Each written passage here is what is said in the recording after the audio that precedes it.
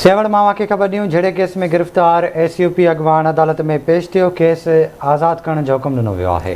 अहम ख़बर खां खे आगाह कई पिया। अदालत जहिड़े केस में कादिर नवाज़ थेबो ऐं बदरदीन पंवर खे आज़ादु करण जो हुकुम ॾिनो। अदालत जुड़तू केस वठण खां इनकार कंदे ॿिन्ही ॼणनि खे आज़ादु करण जो हुकुम ॾिनो। अहम ख़बर खे ॾियूं पिया। सेवण मां जहिड़े केस में गिरफ़्तार SUP अॻवान अदालत में पेश थिया। आज़ादु करण जो हुकुम ॾिनो वियो। अदालत जहिड़े केस में कादिर नवाज़ थेबो ऐं बदरदीन पंवर खे आज़ादु करण जो हुकुम ॾिनो। अदालत जुड़तू केस वठण खां इनकार कंदे ॿिन्ही ॼणनि खे आज़ादु करण जो हुकुम ॾिनो आहे। सेवण मां खे आगाह कयूं पिया जहिड़े केस में गिरफ़्तार SUP अॻवान अदालत में पेश थिया। अदालत पारां खेनि आज़ादु करण जो हुकुम ॾिनो वियो आहे।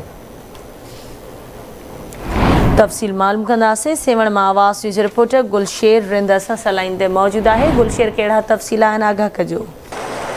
जी बिल्कुल, बलदियाती इलेक्शन दौरान UC वाहड़ मां SUP अॻवान जेको आहे बदरदीन पंवर ऐं जॾहिं त कादिर नवाज़ थेबो जेको आहे सो जात पड़ताल जे हिकु ॾींहुं अॻु में जेको आहे सो पुलिस खंबे गुम करे छॾियो हो। जॾहिं त राति मीडिया जी टीम जेको आहे सो उते पहुची करे उनजे हिकु निजी टार्चर सील तां जेका आहे सा वीडियो वायरल कई, जंहिंखां पोइ पुलिस फौरन ते सुबुह जो जेको आहे सो उन ते केस दाख़िल करे हंगामे जो हिनखे अदालत में पेश कयो वियो। अदालत जेको आहे सो अॼु उन्हनि जेको आहे सो केस वठण खां इनकार करे ऐं ॿिन्ही जेको आहे सो अॻवाननि खे आज़ादु करण जो हुकुम ॾिनो आहे। जी ठीकु आहे गुलशेर, वॾी महिरबानी अव्हां जी तफ़सील खां आगाह करण।